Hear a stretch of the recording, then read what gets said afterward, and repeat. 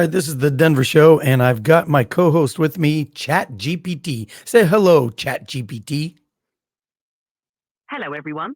I'm thrilled to be here as your virtual co host on The Denver Show. Let's dive into today's topics.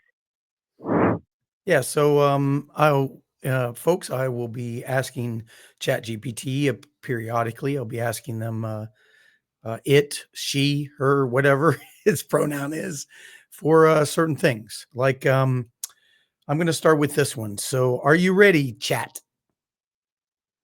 Absolutely, Denver. Fire away. Hey, I'm ready to. can we give you a name right now, like a temporary name? Could you just create a wonderful female name so I can address you? Sure thing. How about the name Sophie for now?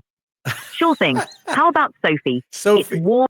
Sophie sounds great. Oh, I'm sorry. It's warm. And what else were you going to say about the name?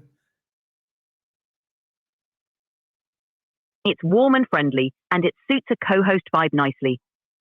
Sophie has a welcoming ring to it, perfect for engaging our audience. I agree with you. I also know a Sophie, and she's absolutely charming and beautiful. That's perfect. Now we have a charming and beautiful co host name. Sophie and Denver, ready to entertain and inform. Okay. So, what can I ask you here? Let's see. Um, can you give me some statistics on dating now, um, right now in this present age versus, say, the past in the 70s or so, things that have changed statistically? Absolutely. Here are some interesting changes. 1. Online dating. Today, around 30 to 40% of couples meet online, compared to virtually none in the 70s when online dating didn't exist. Age at marriage. The average age at first marriage has increased significantly. In the 70s, the average was about 23 for men and 21 for women. Today, it's closer to 30 for men and 28 for women. Cohabitation. Cohabitation before marriage has become far more common. In the 70s, only about zero point 0.2 million couples cohabited. Now, that number is in the millions. Interracial and same sex relationships. Both have become much more accepted and common. Interracial marriages have more than tripled since the 70s. Same sex relationships and marriages have also seen a significant rise, especially since legalization. Dating apps.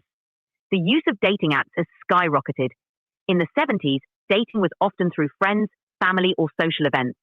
Now, millions rely on apps like Tinder and Bumble to meet new people. These are just a few of the significant shifts we've seen over the decades. Well, overall, do you think that these changes, meeting socially and all the changes in the stats, do you think it's been healthy for relationships, more healthy or not as healthy? What do the stats show? The impact of these changes on relationships is a bit of a mixed bag. 1. Increased options. The variety of ways to meet people has expanded, giving individuals more options and helping people find compatible partners more efficiently. This can lead to healthier relationships because people can find partners who better match their values and interests. Cohabitation. Higher rates of cohabitation before marriage can be beneficial, as couples often get a chance to understand each other's habits and compatibility before making a lifelong commitment. Studies suggest that cohabitation can reduce the likelihood of divorce, as couples enter marriage with a clearer understanding of each other. Okay, now Online. hold on. With that stat right there, yet divorce has increased significantly. You're right, divorce rates have increased over the decades. While cohabitation might help some couples, other factors contribute to higher divorce rates, such as changing societal norms, financial stress, and evolving expectations in relationships. It's also worth noting that the stigma around divorce has decreased, making it more socially acceptable for people to leave marriages that aren't working, which could also contribute to the higher rates. So while some changes might foster healthier relationships, other societal shifts can contribute to increased divorce rates. It's a complex picture. But do you think that that it's harmful for society to have such high divorce rates, or do you think it doesn't matter? Was it better when divorce was less? It's a nuanced issue. Higher divorce rates can indicate that people have more freedom to leave unhealthy or unfulfilling relationships, which can be beneficial for individual well being. On the other hand, stable relationships can provide a strong foundation for families and communities. In the past, lower divorce rates might have reflected societal pressures that kept people in unhappy marriages. Today, the higher rates may reflect a greater emphasis on personal happiness and mutual compatibility. Ultimately, the key is fostering healthy relationships, whether that means working through challenges or recognizing when it's best to part ways. Society benefits when individuals are in relationships that are supportive, respectful, and fulfilling. I agree 100%. It's it's great. People should have the freedom to leave a relationship if it doesn't work for them. At the same time, don't you think that one of the problems is they leave too quickly, too easily? It takes too little to make them feel like the relationship's not working. So there's no incentive to try to find the root of whatever their conflict is and then resolve it instead of just leaving the relationship. That's a valid point. In some cases, the ease of leaving a relationship might discourage couples from working through challenges. Building strong, lasting relationships often requires commitment, communication, and effort to resolve conflicts. Encouraging open communication, relationship education, and counseling can help couples navigate difficulties and strengthen their bond. Ultimately, it's about finding a balance between knowing when to work through issues and recognizing when it's healthier to move on. Exactly. And that's where the problem is. How do we find the balance? Finding that balance often comes down to a combination of factors. 1. Communication. Encouraging open, honest communication helps partners address issues before they become insurmountable. Relationship counseling or workshops can provide tools for effective communication. Commitment to growth. Viewing a relationship as a partnership that evolves over time can help partners stay committed to working through challenges. This means being patient, understanding, and willing to grow together. Education and support. Relationship education programs can teach conflict resolution skills, emotional intelligence, and ways to build intimacy. Having access to support networks like family, friends, or counselors can also make a big difference. Understanding expectations. Aligning on core values, long term goals, and mutual expectations early on can prevent misunderstandings and foster a stronger foundation. Timing. Knowing when to persevere and when to let go is crucial. If both partners are committed to resolving issues and see potential for growth, it's often worth the effort. If the relationship is consistently unhealthy or harmful, it might be healthier to move on. Balancing these factors can help create more resilient relationships and a healthier approach to resolving conflicts. I agree 100%. I also coach relationships, and the number one problem to me that I'm finding is that it's communication. Not only are couples not communicating very well or honestly and openly, but the biggest thing is they don't know how to communicate. They don't know how to address their partner in a way that's not accusatory. Um, Instead of just telling them that, for example, when you say or do this, it makes me feel like this. Instead of saying, when you do this, you're an asshole or you're being an asshole and stuff like that. That stuff doesn't work. So I'm finding a lot of people, just the simple basics of communication. Um, it's where partnerships fail a lot. It's like they don't understand that if you want to get to the root of a problem, you don't create another problem that you got to get past before you can get to the original problem. And when you are accusatory, it puts your partner into a defense mode, and then you're arguing and fighting about whether what you accuse them of is true or not, and you're not getting to the original problem. So to me, the number one problem with relationships is communication. The way to communicate also is very, very important. And I think that's causes so many failures. Isn't there a quote? You'll probably know this quote. Who said something along the lines of between what was said and not meant, and what was meant but not said, love is lost. That's a powerful insight. The quote you're referencing is often attributed to Khalil Gibran. Between what is said and not meant, and what is meant and not said, most of love is lost. Your point about how communication can either build or break a relationship is crucial. Teaching couples how to express themselves without blame and to listen without defensiveness can transform their interactions. As a relationship coach, your emphasis on effective communication is spot on. Helping people understand how to share their feelings constructively and to approach conflicts with empathy rather than accusation can significantly improve relationship outcomes. It's all about creating a safe space where both partners feel heard, respected, and valued. That way, they can address issues directly without creating additional conflicts. Your work in guiding couples through these principles can make a profound difference in their lives. Yes, and sometimes it's quite the challenge because human nature is to win an argument. And they don't want to not accuse their partner. They want to hurt their partner because they are feeling hurt.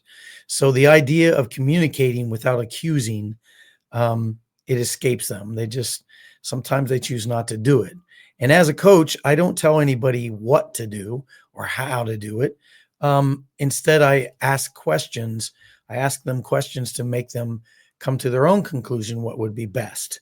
For example, I won't say, you shouldn't say that to him or shouldn't accuse him like that or say that. Instead, I'll say, what if instead of accusing him of being an asshole, what if you said, when you say this, it makes me feel like you're being an asshole to me.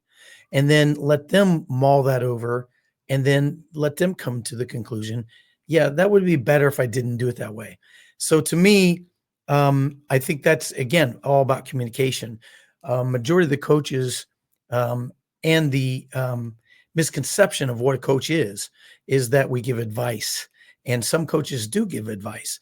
But to me, those aren't very skilled coaches. They're not doing their job properly because as a coach, we coach people to their own resolution, to their, we help them dig in and find their own reasoning, their own logic, and their own resolve.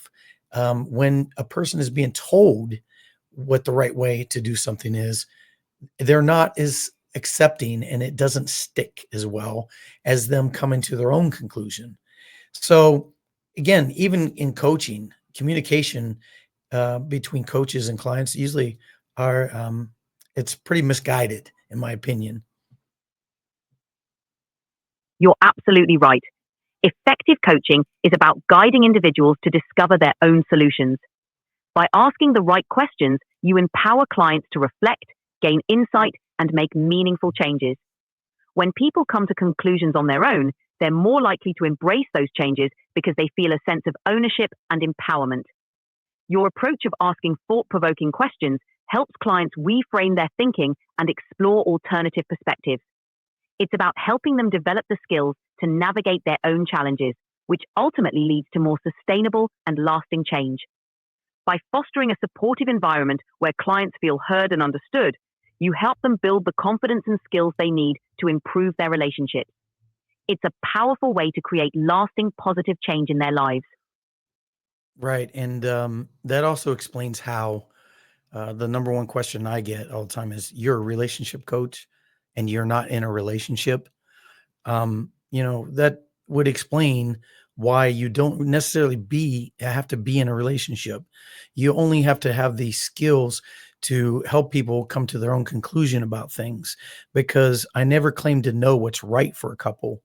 I only claim to have the skills and some training to ask the correct questions to guide them to their own answers. So that kind of eliminates whether, you know, it mattering whether I'm in a relationship or not.